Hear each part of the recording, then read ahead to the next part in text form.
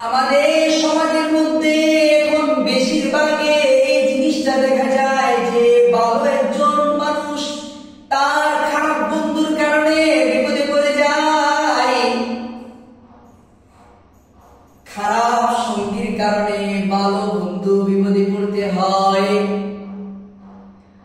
হযরত মূসা আলাইহিস সালাতু ওয়াস সালাম একজন নবী ছিলেন।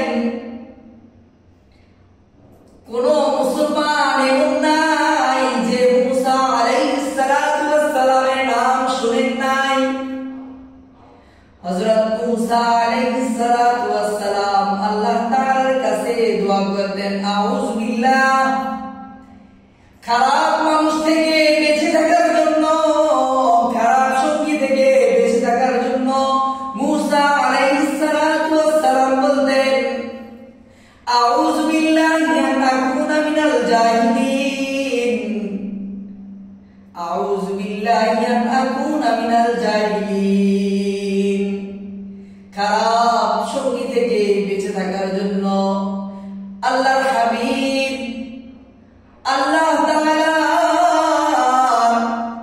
একজন প্রেরিত রাসূল হয়েও খারাপ মানুষ থেকে বাঁচার জন্য এই দোয়াটি আল্লাহ তাআলার কাছে করতেন।